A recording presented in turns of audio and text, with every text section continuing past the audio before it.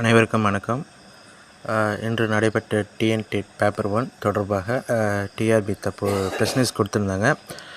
இதில் பொறுத்த வரைக்கும் எப்போதும் இல்லாத அளவுக்கு இன்றைக்கி தேர்வு முடிஞ்ச உடனே இன்றைக்கி டிஆர்பியில் ஹிஸ்ட்ரியில் முதலையாக ஒரு பிரச்சனைஸ் கொடுத்துருக்காங்க. இந்த பிரச்சனைஸ் பொறுத்த வரைக்கும் இன்றைக்கி நடைபெற்ற தேர்வில் 1,07,370 பேர் இன்றைக்கி வந்து பார்த்திங்கன்னா அப்ளிகேஷன் போட்டிருந்தாங்க பேப்பர் 1க்குங்க. இதில் 92,412 பேர் இது வந்து பார்த்திங்கன்னா இன்றைக்கி எக்ஸாம் அட்டன் பண்ணிருக்கிறாங்க.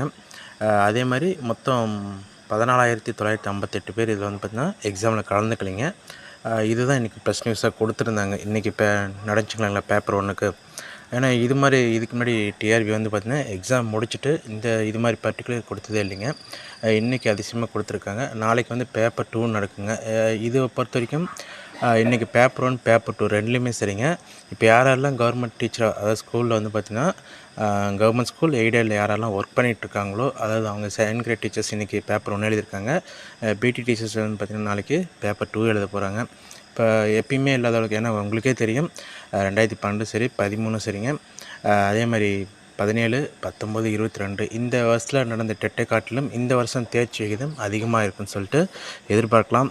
ஏன்னா அந்த வினாத்தாள் தரமே அது மாதிரி தாங்க இருந்துச்சு. ஏன்னா மற்ற வருடங்களை காட்டிலும் இந்த தேர்வு வந்து பார்த்திங்கன்னா ஈஸியாக பாஸ் பண்ணுற மாதிரி தான் இருந்துச்சு. ஏன்னா இப்போ கரண்டில் ஒர்க் பண்ணிகிட்டு இருக்கவங்களுக்கு கொஞ்சம் ஃபேவராக இருக்க மாதிரி தான் கொஸ்டின் பேப்பர் எடுத்த மாதிரி தெரியுதுங்க.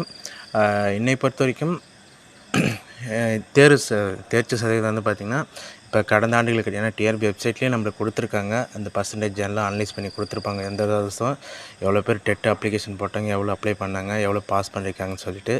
அப்போ அது மாதிரி பார்க்கும்போது இப்போ இந்த வாரத்தில் இறுதியில் இந்த ஒரு 3 நாள், அதிகபட்சம் ஒரு 3 நாளில் டென்டேட்டிவ்க்கு எதிர்பார்த்துடலாங்க.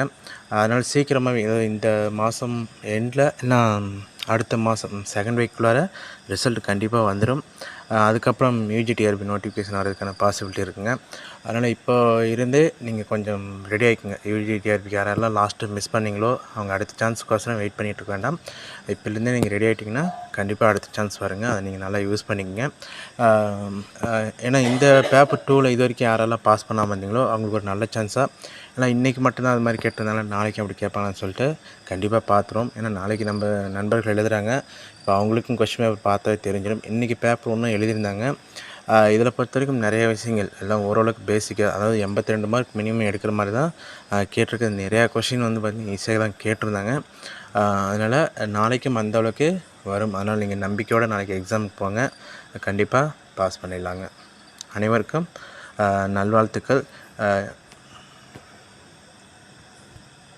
சரிங்க, நாளைக்கு பேப்பர் 2 நடக்குங்க.